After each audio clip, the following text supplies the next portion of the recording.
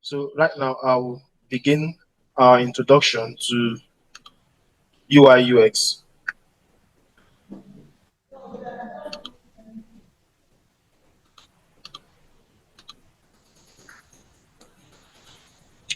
So the course says Introduction to UI UX.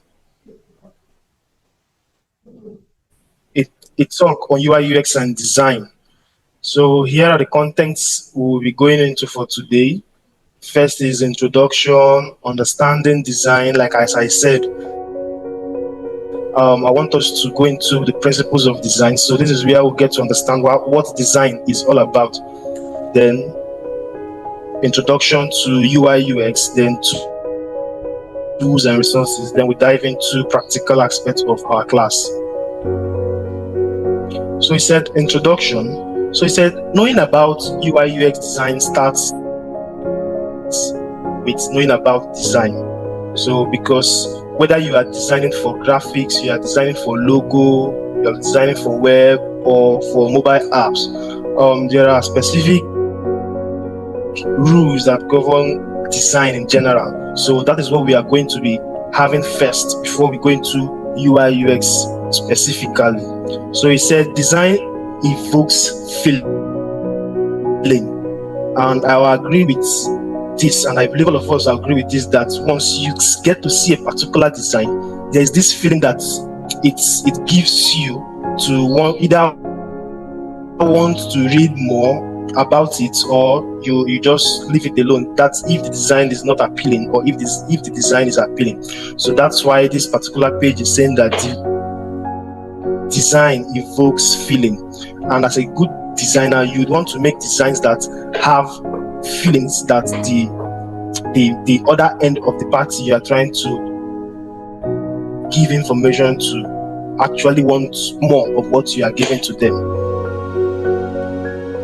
So here are just some little principles of design. Then after this, I'll still get to share some materials where we can get to read more on principles of design.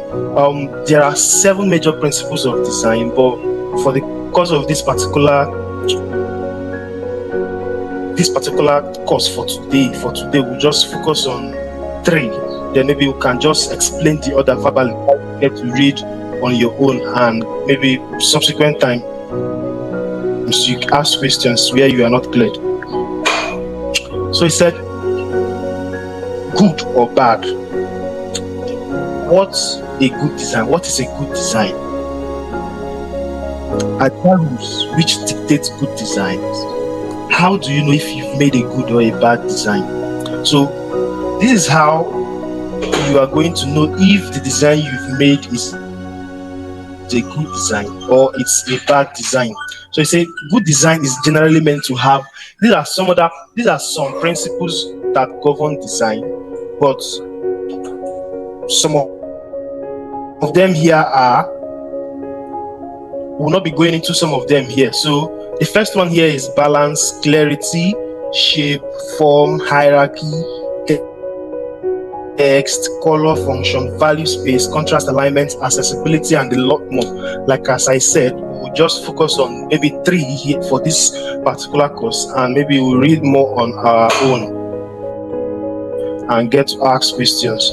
So he said there are so much to design, which is also why it can be overwhelming. Some persons, when they are designing, they'll say, this particular design is taking me a lot of time. But if you actually understand how you are going to design what you want to design, relay what the information you want to pass to the other end, if you understand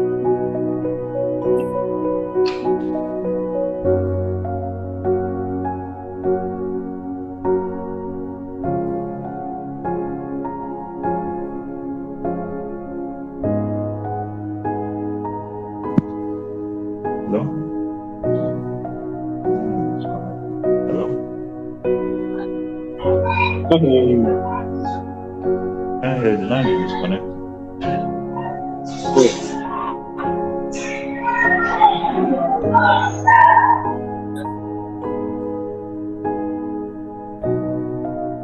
Hello?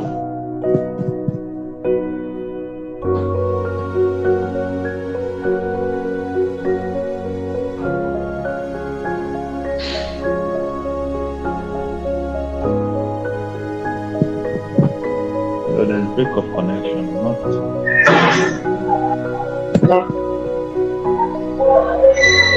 I don't think he's aware that.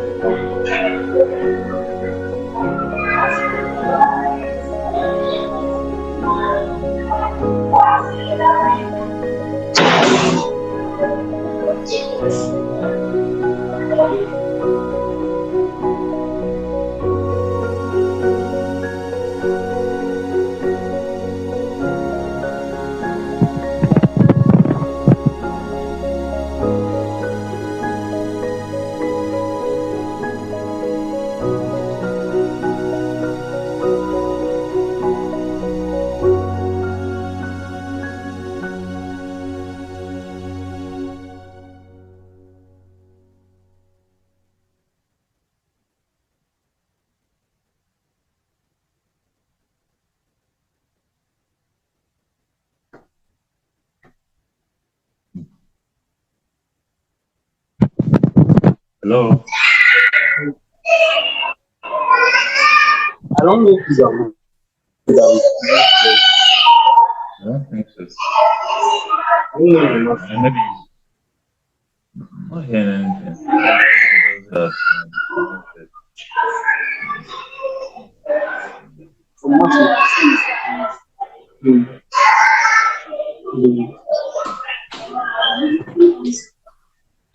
I can hear you. I cannot hear the guy that is handling the.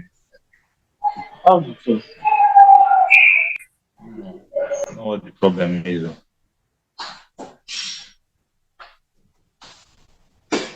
I think it's from their own server.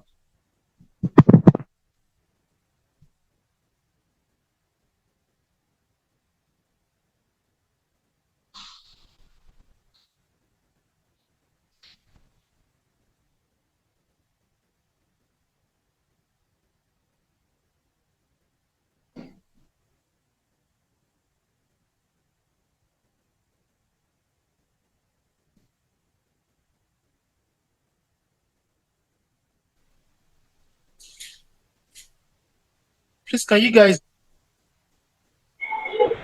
Hello? Yes. Just Okay, please, at what point did I stop being audible or at what point did you stop hearing what I was saying? we are still talking about the principles that you discuss on. Okay. Please, if I'm too fast, just call my attention. Okay. But you spoke that part when you were talking about balance, clarity, alignment. Okay, no problem. Okay, so yes, so I was saying the first principle we are going to be discussing is balance, and balance is just the distribution of visual weight. You know, when you say something is balanced, you may want to say this that particular thing is at equilibrium. You understand? But on this other part of my screen, I can see that balance is in design is not always a 50-50 kind of thing. You understand? It does not have to be 50-50 in balance before you say this particular design is balanced. But yes, it's supposed to have that kind of a visual weight in when you are viewing it. So we have three types of balance. The first is symmetrical balance, which is where you get to see the 50-50 kind of balance. And we have asymmetrical balance. That is where you are not seeing that particular 50-50 kind of balance, maybe 60-40, 70-30, just like that. But when you see it, you know this particular thing is balanced. But what you may have at the right might not exactly look like what you have on the left. So that is what we mean by asymmetrical kind of balance. Then we have radial balance. This is balance that has to do around a central point. Yes, Now, this is an example of what we are talking about. The first logo here is the logo for McDonald's. Like you can see this particular line crossing from the top to the bottom of this logo. You agree with me that when this line divides this logo into two, that what is on this right side is the same thing with what is on the left side. So this is what we mean by a balance that is symmetrical. That is, what is on the left is a 50 ratio to what is on the right. You understand? Now, this is another type of example of a symmetrical balance, which is the logo for Adidas. You can see again that when you divide particular logo into two from the top to the bottom equally, you see that what you have on this right side, this part of the design is the same thing with what you have on this part of the design. Now, when you look at this particular design again, this is a full design. This is not just a logo now. This is a full design. You can agree with me that when you see this particular line that is crossing equally on this design from top to bottom, you agree with me that exactly what is here is exactly what is here. So this is a type of balance that we mean a 50-50 kind of balance. So when you understand this principle, when you want to design anything, you will agree with me, you can see now that this particular design here is having a look that, okay, yes, this person that designed this thing actually knows what he or she was doing. That is what we mean by symmetrical type of balance, and anything you design should look somewhat like this. Then we also have asymmetrical balance. Excuse me. Okay.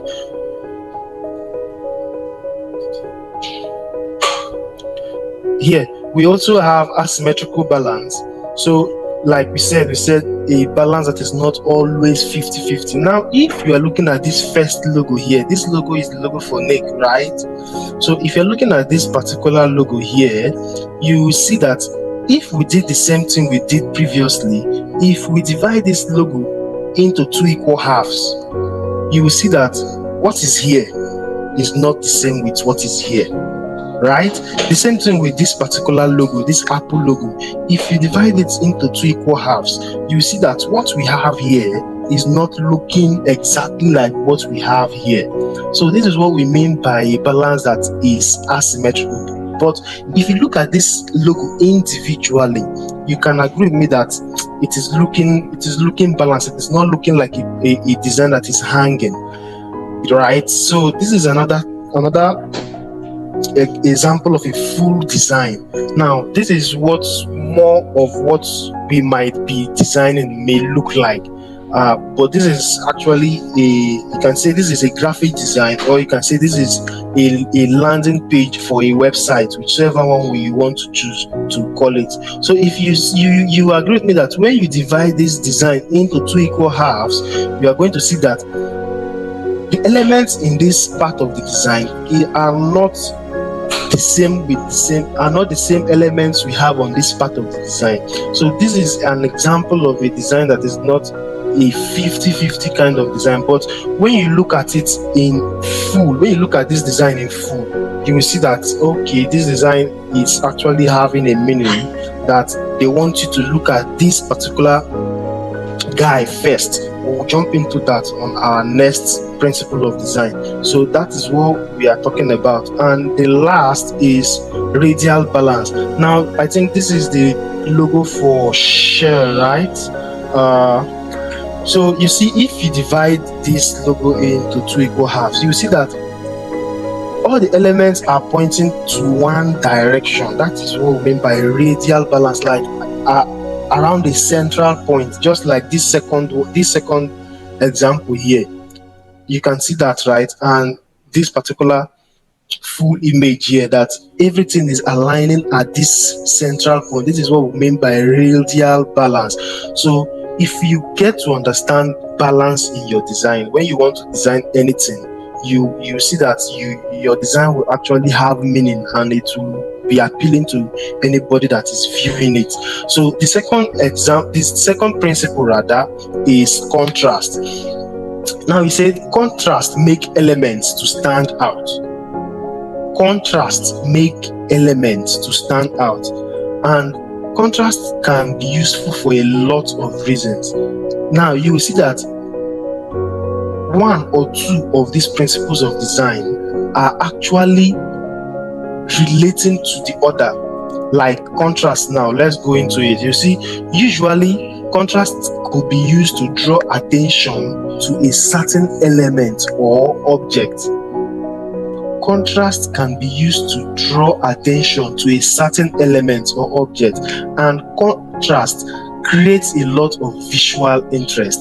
Now, for instance, this page you are seeing here now, the dominant color here is white, right? Now, imagine if we use a milk color test, like this test. All these tests you are seeing that are in black are not actually in black.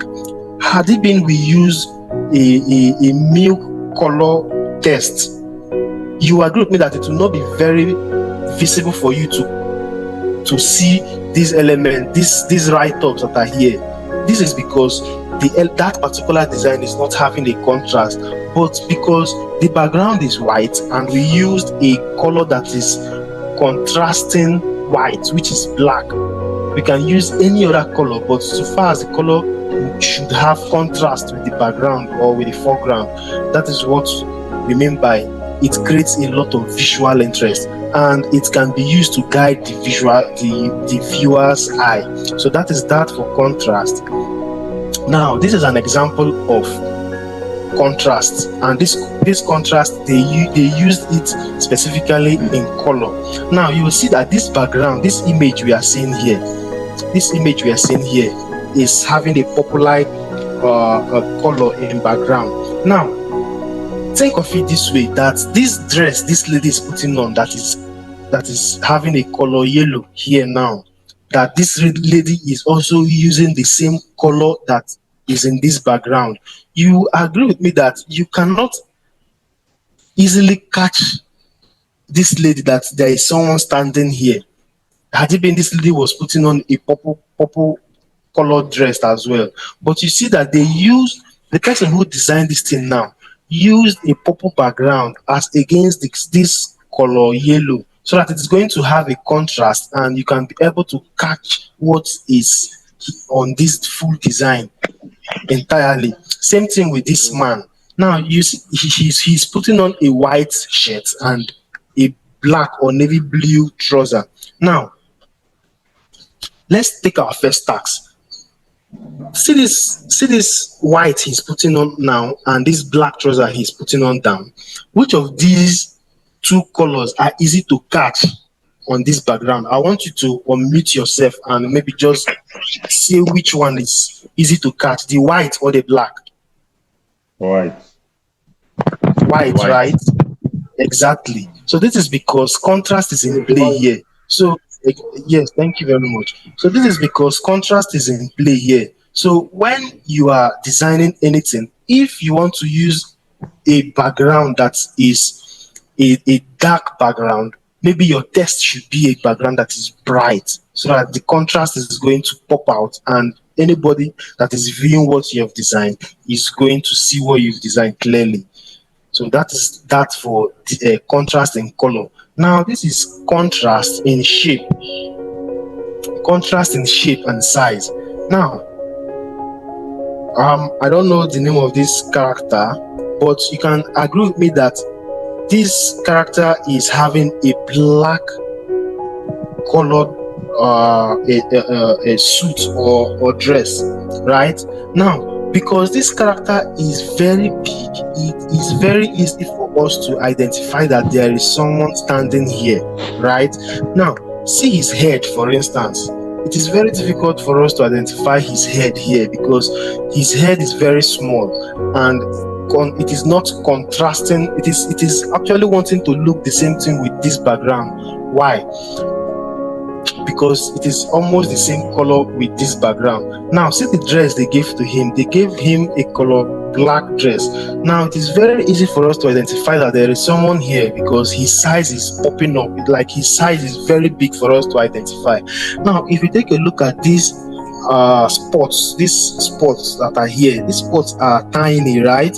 But their colors are not really that of the background. Really, this color, this red color I'm seeing here. So you will see and agree with me that it is very easy for us to identify this man here than for us to identify these circle spots here. Why? Because this man is looking very big and bigger than these spots. So this is why it is very easy for us to identify this man. So you will see that this is one of the principles rather of that is in design. So when designing anything, you should have all of this I've said at the back or at your finger tip, so that you can actually maneuver any design you want to come up with. Then this is contrast in typography. Contrast in typography. Now you can agree with me that looking at this first design here, that this fantasy shop, in this fantasy shop, we are able to identify fantasy easier as compared to shop. Why? Because fantasy is looking bigger than shopper, and it is having a stylish kind of font which is actually catchy to the eye as compared to this shopper. Now this is another type of contrast using typography. So you see, when designing, it is not always nice to use one particular type of font throughout your design, just as it is not advisable for us to use multiple fonts in our design. Excuse me. If we are designing, it is advisable that we should use only 2 different types of fonts in our design, except these fonts have a different family. Don't worry, when we go into fonts, you understand that better. So like as I was saying, if we are designing anything, our choice of type of text or typography should not exceed 2. If it want to exceed, you said, okay, I am not satisfied with 2 tests, it should not exceed 3, please, because the more the number of fonts, the more your design is going to look complex, and complex designs are not usually eye-catchy. So if you are designing anything, it is advisable you use just 2 fonts or 3 at most. So that is that for contrast. Then we'll move on to emphasis. Now, you said emphasis creates focus for one element. Emphasis creates focus for one element. Now, what is the purpose of design? We are designing so that we can relay information from one end to the other.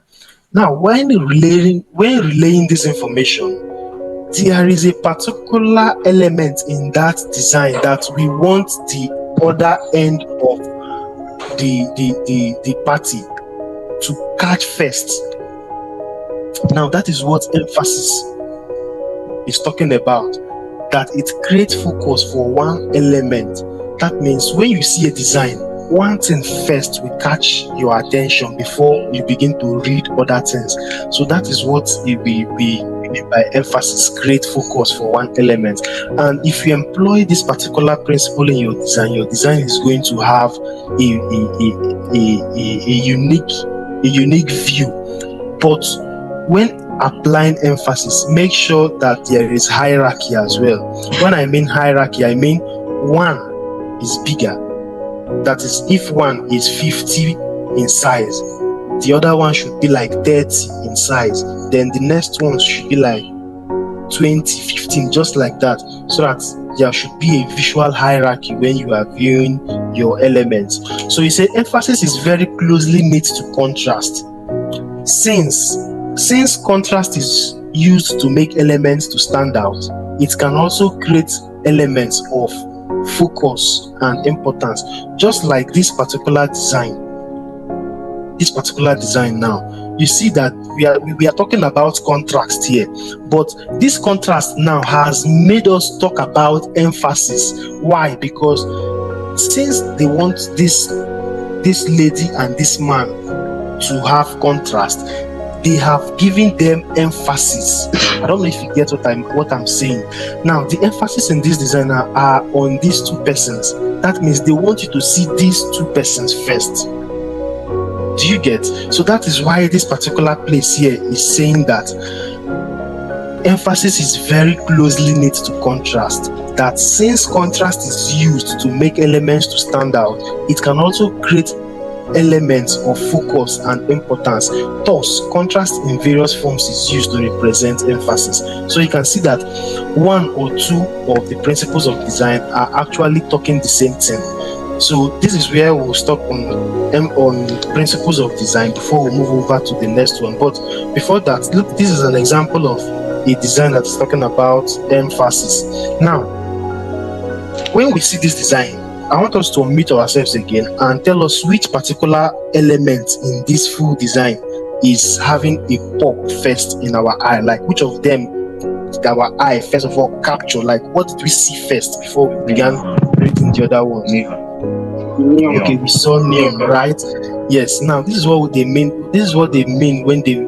This is what we mean when we say emphasis is one of the principles of design. So this principle they applied here now is that they want us to see these packages first of all. These packages that are here, this neon, Bravo, this particular one, this one, this one, this, just like this. If you scroll down, had it been this was scrollable, if you scroll down, you will see that this particular page has more of these elements down. So we are seeing these particular elements first because they made emphasis on these particular elements.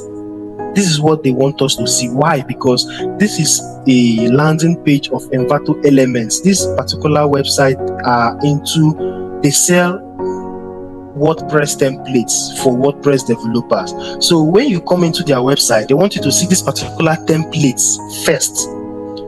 Do you get? Before you begin even reading whatsoever is in this page. So this is what we mean by emphasis as a principle of design.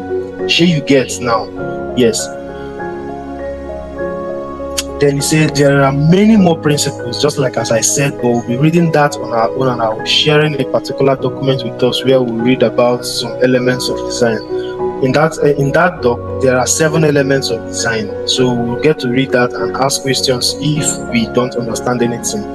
So, but for this particular page, these are some resources to help with more of these design principles as well. So this link is the principle of design by Envato Talks Plus 11 principles of design and how to use them by Dribble.com. Or you can always ask ChatGPT for any question. But if you also want this, I'll be sharing this particular one with you as well. So this is making it 2 documents I'll be sharing with you as regards principles of design. So now that we have talked about design in general, because those principles are principles that govern any kind of design we want to design, be it UI UX design, be it graphics design, whatever design at all. So now we'll go into UI UX because that is why we are here for today. So I say is UI and UX the same thing? Okay, before we even go into that, have we come across the terminology UI UX before? Yes. Who said yes? Martin. Okay, Martins. Okay, Uche, how about you? Yeah, but I don't know what you mean. Okay, you've heard about it before. Yes, but I don't know. Okay, no problems. Martin, can you just, if you know, if you can say any little thing about UI UX as a prior knowledge before now, just share with us. As the word says, UI is the full meaning is user's interface. Yeah, it's a kind of design. It is in charge of front end, both covers as aspects like front covers or back covered aspect that release almost exclusive to the visual appearance of the project, like the particular project you are into. That's So that's very that's very fine. that's one of it. That's yes, yes. You are correct. So that's what UI is all about. And UI is just that interface we can see, just like as you are seeing my screen now. This anything you are seeing now on your screen is the UI of that particular software or that particular website or that particular tool. Do you get? Yeah. Yes. Now, and there are some persons who are in charge of designing these things, and they are called product. Either you call them product designers or you call them UI UX designers. But some persons say product designers is a very big term to use. But I'll give us that the differentiation between UI UX designer and the product designer as we go along as well. So, like the question here said, is UI and UX the same thing? Now, the answer is no. They are two different distinguished aspects of design, but they are closely related. Now, say if a UI designer is in charge of designing this particular interface we can see. Now, what is the work of a UX designer? Now, the work of a UX designer, okay, let's talk about UX first. UX is user experience. UX, X like experience. So UI, user interface, UX, user experience. So this is why they are used together. Note, they are not the same, but they are always used together. Now, like as I said, if a UI designer is in charge of designing this particular interface, what is the job or what is the role of a UX designer?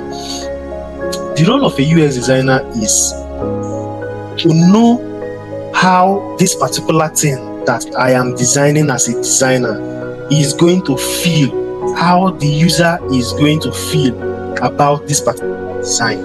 Like, since I am not designing for myself, I am a designer, yes, but whatever design I am making, I am not making it for myself. I am not making it so that it's going to suit me. I am designing it so that it's going to suit the user, the person the other end of the party that I'm trying to pass the information to. So it doesn't matter whether any element I put here is fine to me. What matters is it fine to the person I'm designing to? Is it fine to the user? Now, all of these, taking note of this, all this work, as I just said, to know if it is going to, how the user is going to feel about it. This is just the work of a UX designer. But one person can actually do these two particular job roles. So that is why we call some persons UI UX designers. Do you get? Mm-hmm. Okay. All right. Yes. So let's move over to UI. So you say UI is user interface. UI refers to the visual elements. It contains all the stuff that we can see, like the buttons, icons, menus, colors, etc. Even the best UI is not enough on its own to give a good user experience. Did you see what I just said now? He said even the best UI, even the best user interface design, let's put it that way, even the best user interface design is not enough on its own to give a good user experience. What this means is, it doesn't matter if you've designed the best design in this world, that your best design cannot stand on its own to give. Yes, it cannot stand on its own to give the user, to know how the user is going to feel about that your best design. That is why UX and UI usually goes together hand in hand. Now, these are the key aspects of UI. It must be appealing and it must be appealing and consistent in visual design. It must have a layout, it must have a typography, it must have a color scheme, it must have icons and graphics. Now, for this, it must be appealing and have visual consistency. if you agree with me that if we have been observant, you see that this particular slide I'm sharing has been the same right from beginning up until this point, right? Yes, yes. Yes. Yes, Yes. yes. On the top left of my screen of my slide, there is usually a kind of one stylish element there with one color, either green or yellow. And here, the same thing, either red, green, or yellow, just like that. So this is what we mean by visual consistency. That thing you are saying should be consistent throughout your design. Now, layout means it must have space. It must have space, like a land. Let's say layout now means a land. That land you are seeing, you must not build on all the space you are seeing in that land. There must be space. This space we are talking about is called negative space. It's called negative space because there is nothing there. Nothing there. So in any design we are designing, you must not pack all the elements of design in it. And it is not necessary for it to also have all the principles of design as well. Just pick out the one that is going to suit whatsoever you want to design. So this is what we mean by one of the aspects of UI. Then typography, as you can see, all our designs are having text. They are having color scheme. Our color scheme here has been black on the text, green on our design, or yellow on our design, and red on our design as well. So that is what we mean by color scheme. One particular type of color throughout your design from beginning to the end. Then there are icons and there are graphics as well. There are what I mean by icons. This are icons. These dots here are icons. Graphics means images. That's what graphics are. So he said appealing and consistent visual design. Now he said, who is my design supposed to appeal? Appealing to who? It is supposed to be appealing to the audience you are targeting at with your product or services for which you are designing. You see, so it is not supposed to be appealing to me as the designer. It is not supposed to be appealing to the owner of the business that is paying you to design that particular thing. It is supposed to appeal to the interest of the audience you are trying to design it for, because they are the end user. So if they don't like it, they would abandon your design and move over to the next design that is appealing to them. Thereby, you are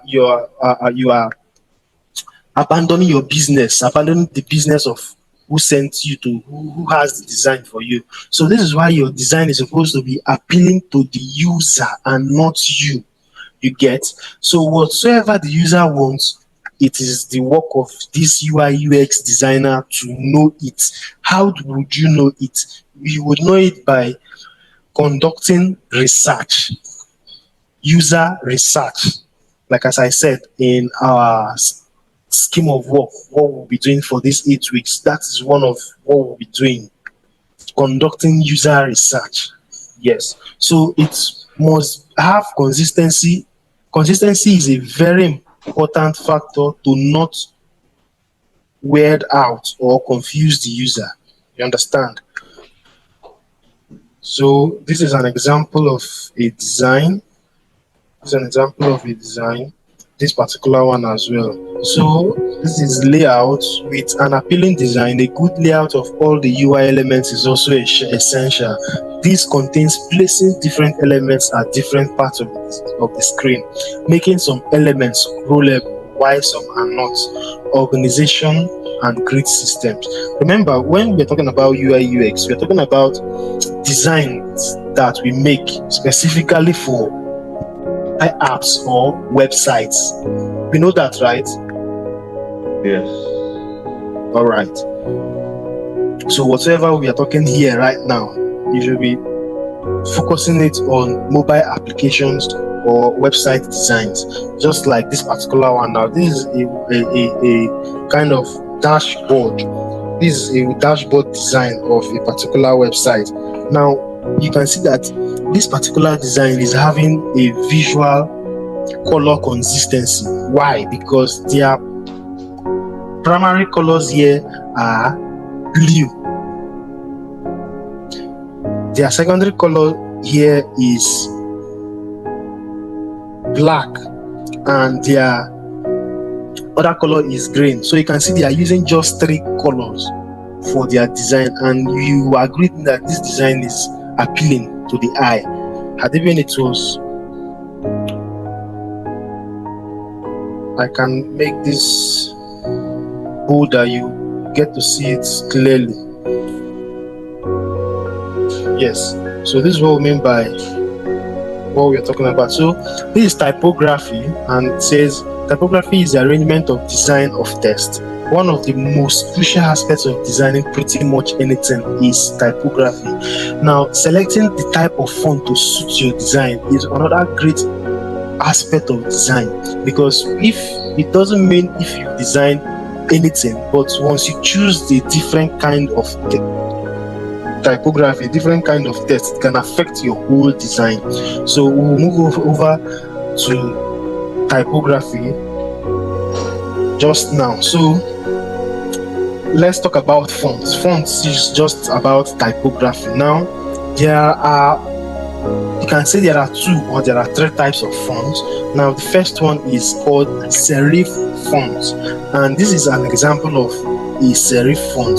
This particular font you are seeing here now is a serif font. It's a class of fonts used to show tradition, formality, or give a class or vintage view.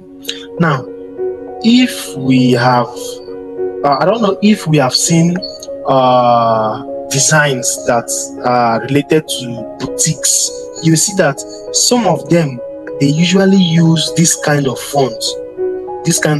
Why? Because they are using it to give that brand class, as we can see here, or vintage, just like this kind of fonts we are seeing here.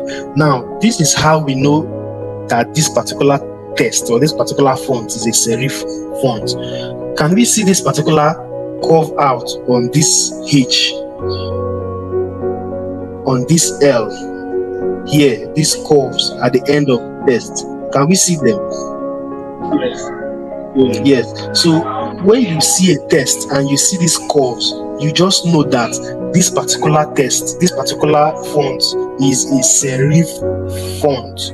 And a typical example of this type of font is Times New Roman. Times New Roman is a serif font family. Now, let's talk about the other kind of fonts, which is called sans serif fonts. Sans serif fonts are fonts that looks like this. If you can see this design, this font rather does not have these curves that this particular fonts are having. These curves here, right? This particular one is not having it. So these are fonts that are called sans serif fonts. Class of fonts that are used to show a clean look and modernity, right? Yes. So the other type of fonts are called script fonts. Those fonts that are as though someone is writing with their the font is handwritten. Those are fonts we call script fonts. And knowing how to combine these 3 types of fonts will actually make your design look very nice. So that is that for fonts. And if we want to read more about types of fonts and font families, this is a link to get to know about those types of fonts. You can explore different fonts on your own at Google Fonts, FontSpace, that font, and you can actually download fonts here as well. So you say, if you leave me, I'll probably be talking about UI and UX, but let's go into what I feel is more important than UI, which is UX. Some designers can say UI is more important than UX. Some say UX is more important than UI, but they are just know that the both of them work hand in hand. So you say UX refers to the interactions with the UI How do you interact with this UI? Remember, when you are interacting with this UI, you are having a feeling, right? Now, if you are not feeling too well with that interaction, it's a bad show for the designer and it's a bad show for that product. But if you are feeling well, like if the navigation through the UI is something you are liking, is something that is appealing to you, is a plus to the designer and is a plus to that particular product as well. So you say UX aims to improve the experience for a user, make it easy and satisfying to navigate through the design. Was where we stopped, or I should go back? Yeah, it was around there. This was stuff. No Okay, bad. okay. So This was stuff. we were talking about UX as user experience. That UX refers to the interactions with the UI.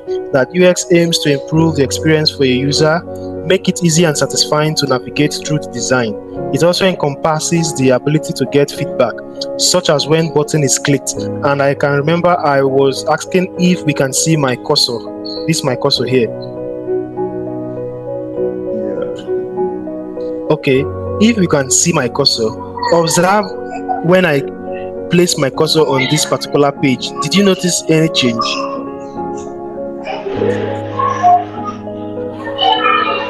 Yes, it's like I see the same like it's highlighted. Exactly. So that is what we mean by um it encompasses the ability to get feedback, such as when a button is clicked, the color may change. Some of this you can see that the color is as and the way it is looking has changed. So that is what UX is all about. How does this user feel when they use this product? Is it something that interests them?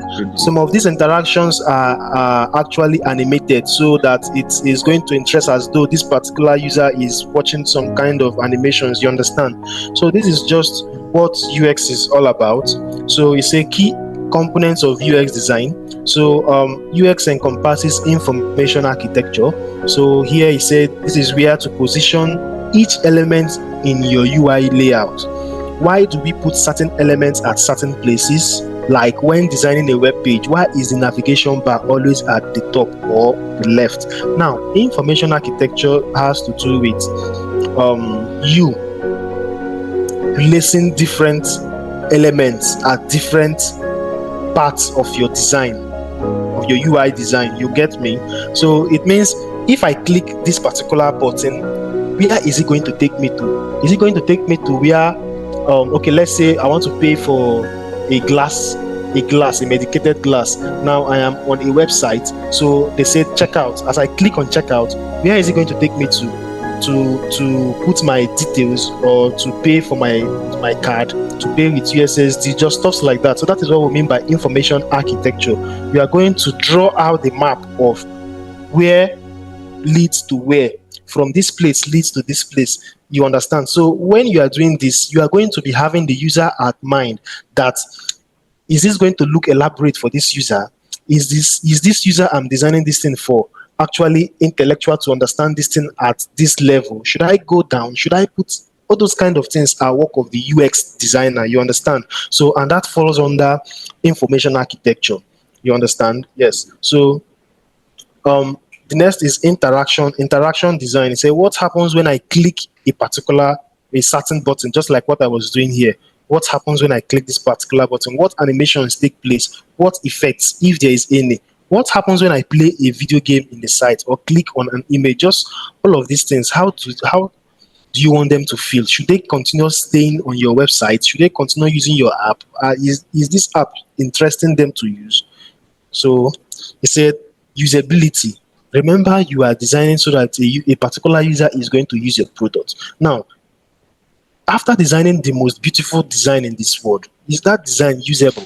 If you push it out to the market, can the market actually use it for a particular time, or they will say, this product is not usable, we cannot do this, we cannot do that? And I believe you've actually come across some websites that you are trying to press, or you are trying to just navigate anything on that particular website, but you find out that you are finding it difficult to navigate through. What comes next? You just keep it, or you just minimize and go over to the next website that offer something similar to that particular package you are looking for. So that is exactly what we are talking about when it comes to UX. So you try to make your design usable for this user. So he said, keep it simple for it to be usable. Keep it, anything you are doing simple. Don't make it complex. You understand? So he said user testing and gathering user feedback. Now you've designed the most beautiful design. You've designed the most usable design. Now, what next is to test. What do we mean by test?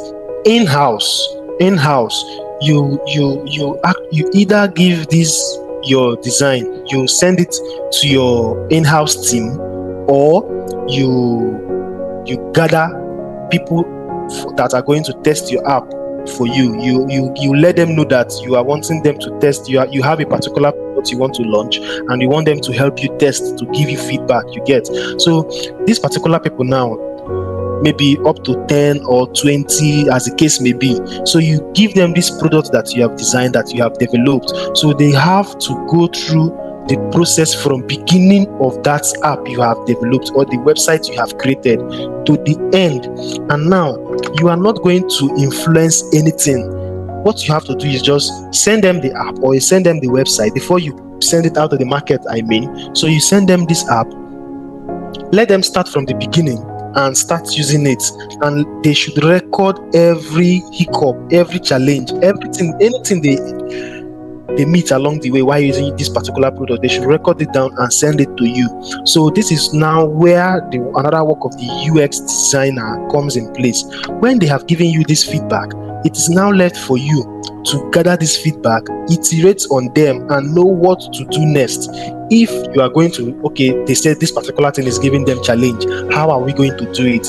You tell your developer team that this is how this is working, this is how it's supposed to work. Just like that, you understand, before you actually push it out to the market. Because if you do not test before you push out to the market, remember, you are pushing it out to the end users, and they will usually get frustrated. Just take example of what happened yesterday. For example, Facebook was down for just few minutes. What happened? Everybody was furious. Everybody started running helter skelter. You understand? Now, this is Facebook has been in the market for years. Facebook has been in the market for more than 10 years, I think. But just for a few minutes, that was not up to 30 minutes that Facebook was down. See how everybody was furious about it. Now, imagine this your own product that has not even seen the daylight for a day. You are just coming in new to the market, and the people you designed this particular product for are finding it difficult to navigate. Trust me, that they will not use your product again when you get to counter that particular challenge. Yes, because they don't know you, one, they don't have trust in you, two. You understand? So you have to do user testing in-house before you send it out. You understand? And there is what we call alpha testing and beta testing, stuff like that. So as we go along in our course, you get to understand all of this. So he said these were pretty much of the key components of UX design. But again, there's always scope for more exploration. Of course, you can read more on your own. You can ask questions for clarifications, stuff like that. Now, let's jump onto tools for UI and UX design. So what tools do we use to do designs for UI and UX? Now, the first tool we use is Figma. How many of you have come in contact or heard of Figma before? Please unmute yourself and say something. Yes, I have. Okay. I've seen it before, but yet again, I don't know what it is for. Okay, so be going into Figma in this course. So it's a Figma is free to use to an extent. It is web-based, no download or install required. So you don't need to download any software to use Figma. What you just have to do is go to your browser on your laptop and you log on, you sign up with them, and you start using it. So it says since building UI UX is the primary objective, it comes equipped with a lot of features directly towards it. So it becomes much easier to use for UI UX designers. Yes, Figma is very easy to use if we are actually determined to know how it works and how to come up with it. So you see, there are some plugins that are in Figma that normally in other design tools you have to go through them, like start from scratch to come up with them. But in Figma, there are plugins that you can just install When I mean install, I don't mean you just bring into your Figma and you start exploring some other tools beyond what you are supposed to just draw shapes and test just like that. So another tool is Adobe XD. Adobe XD. So this is owned by Adobe, people that owns Photoshop as well. So he said easy interaction with Adobe Creative Suite. So switching between other Adobe apps like Illustrator. Illustrator is a tool that is majorly for designers that create logos. Photoshop, Photoshop is specifically for designers that manipulates photos, but you can still use these other tools for, if you know the principles of design, you can use any of these tools to come up with any particular thing at all. After Effects, they say navigating all of this is possible because you are making use of the Adobe XD. You say also Adobe XD gives easy access to Adobe Creative Cloud assets and design templates. So here are some other tools that we can use to complement our UI UX design. Say Adobe Illustrator, Canva, InVision, Azure RP, and Proto.io. So that is where we'll draw the curtain for the class today. So he said, if you have any questions, feel free to ask, please.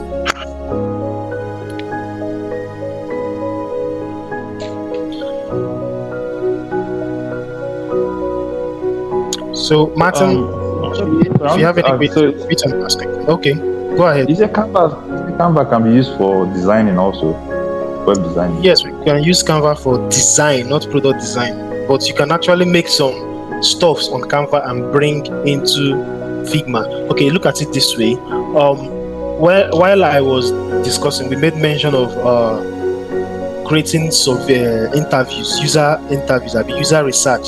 So while you are creating user research, there is what we call quantitative and qualitative research. So qualitative research has to do with how the quality of the research you are making, while quantitative research has to do with the number of research you make. So when we want to make quantitative research, we actually